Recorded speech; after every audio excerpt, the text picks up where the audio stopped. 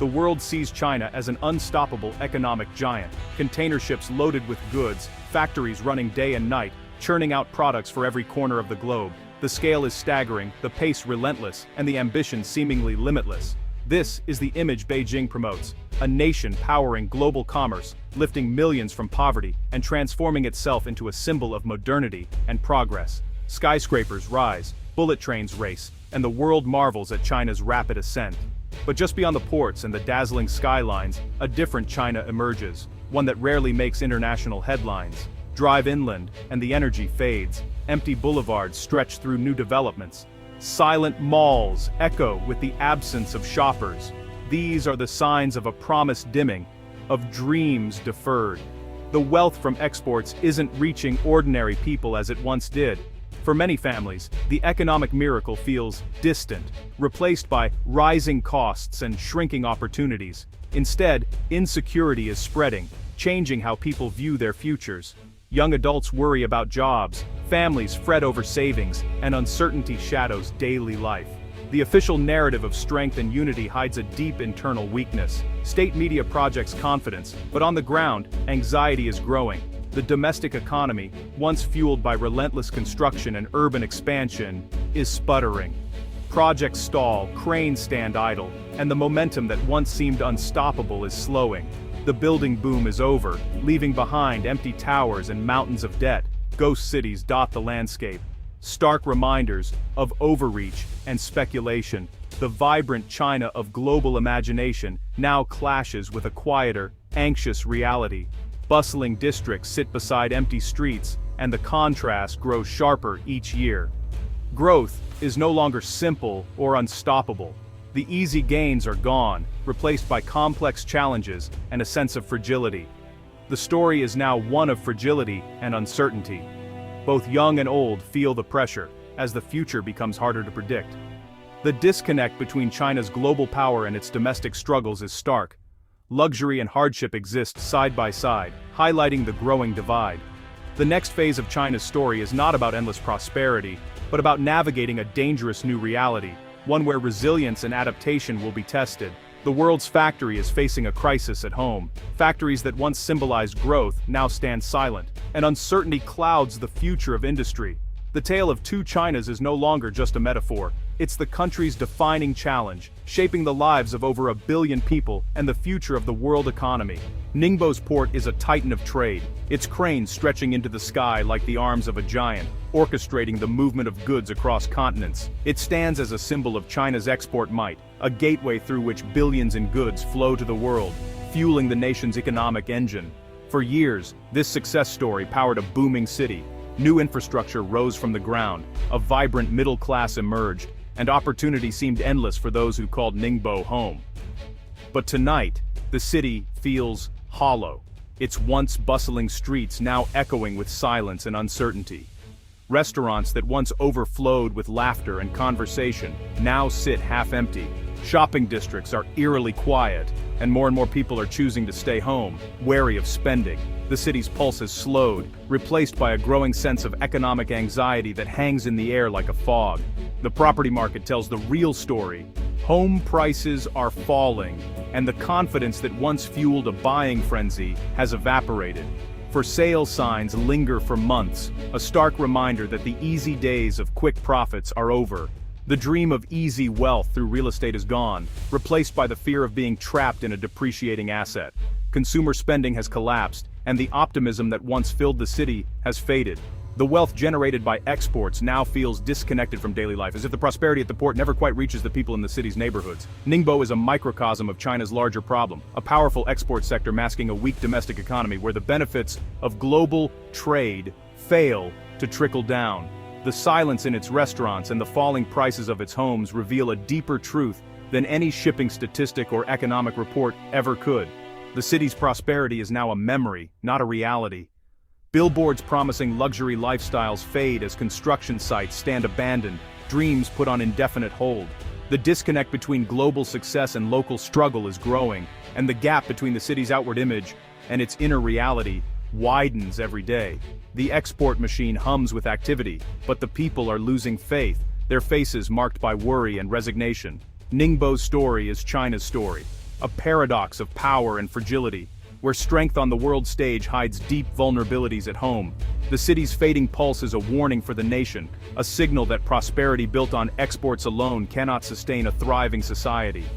The real crisis is not at the port, but in the lives of its people, their hopes, their fears, and their uncertain futures. The future feels uncertain, and hope is slipping away, as families look out over a city that once promised so much, now searching for signs of renewal in the gathering dusk.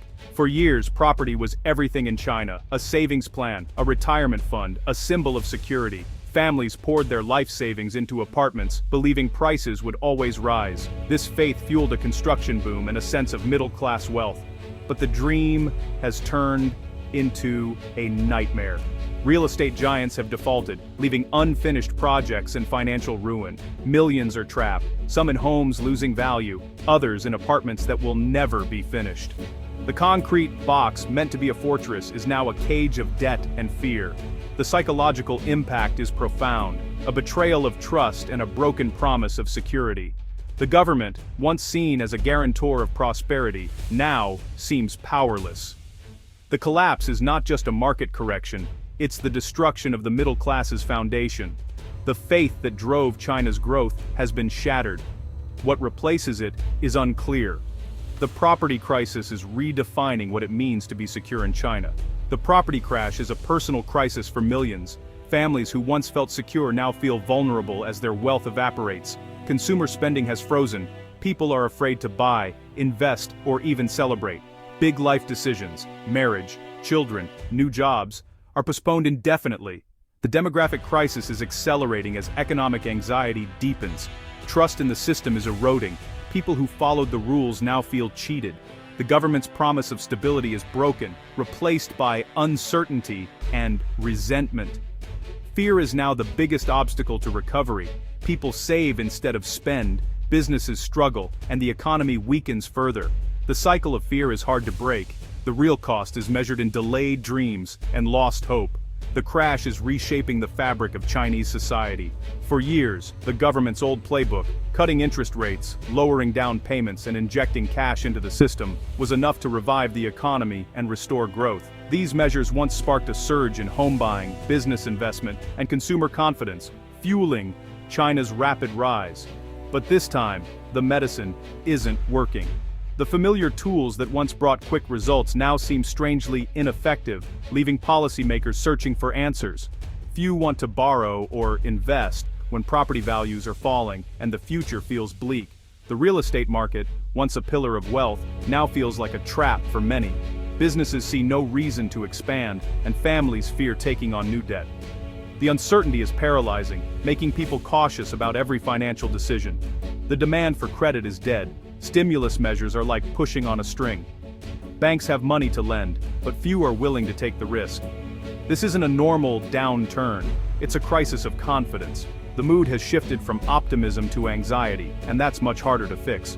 People and companies are focused on paying down debt, not seeking new opportunities. The priority is survival, not growth. The government can make money cheap, but it can't force people to feel secure. No policy can instantly restore lost trust or erase deep-seated fears. The tools that once worked now seem powerless. Leaders are discovering that economic levers don't move hearts and minds. The foundation of ever-rising property values has cracked. What was once seen as a safe bet is now a source of anxiety. Beijing's control over the economy is not as absolute as it once seemed. The public's confidence is slipping beyond the government's grasp. Fear is a more powerful force than any policy. When people are scared, even the best economic plans can fall flat. The old solutions are obsolete. The world has changed, and so must the response. China's leaders face a new kind of challenge, one that can't be fixed with easy answers or quick fixes. Restoring trust will take time, creativity, and perhaps a new way of thinking. The real problem is trust, not liquidity. Until that's rebuilt, recovery will remain out of reach. China's factories are marvels of automation, robots working non-stop, churning out goods for the world. This efficiency keeps exports strong, but it comes at a cost. Fewer jobs are available for the millions entering the workforce each year. The wealth generated by automation is concentrated at the top, leaving ordinary workers behind. Overproduction means factories rely on exports, selling at ever lower prices and fueling trade tensions. The government subsidizes exports to keep factories running, but this doesn't build a strong domestic economy. The profits don't trickle down, wages stagnate, and job opportunities shrink. The export machine impresses, but it fails to deliver prosperity at home. The system works for the robots, not for the people. Local governments once thrived by selling land to developers, funding everything from subways to salaries. Now, with the property market in collapse, that revenue has vanished. Cities are struggling to pay bills and service massive debts. Public services are being cut. Teachers, doctors, and civil servants face pay reductions. Infrastructure maintenance is deferred, and the visible signs of prosperity are fading. Some cities resort to desperate measures, like arbitrary fines or selling public assets. The financial crisis at the local level threatens essential services and social stability. The property crash is unraveling the financial structure of local governance. The risk is systemic. Weak local governments can't support their communities. The crisis is not just economic, it's about the state's ability to function. The foundation of local China is cracking. The most dangerous consequence of the crash is the loss of confidence. For years, progress felt inevitable and the future secure. Now that belief is gone, replaced by fear and distrust. People who did everything right are watching their life's work disappear. Other shocks, COVID lockdowns, tech crackdowns, have deepened the sense of insecurity. The rules feel unpredictable, and the path forward is unclear. This loss of confidence is strangling economic dynamism. Official optimism rings hollow against lived reality. The real danger is not just financial, but psychological, a system losing the faith of its people. Propaganda can't restore trust once it's broken. Beijing is betting on exports to save the economy, doubling down on manufacturing dominance. Export volumes are high, but this strategy can't fix the damage at home. Strong exports can't replace the trillions lost in the property collapse or restore shattered confidence. The wealth from exports is too concentrated to heal widespread damage. China's economic model, built on property and infrastructure booms, has stalled. The domestic consumer is too indebted and afraid to spend. Relying on exports avoids the tough reforms needed to rebalance the economy.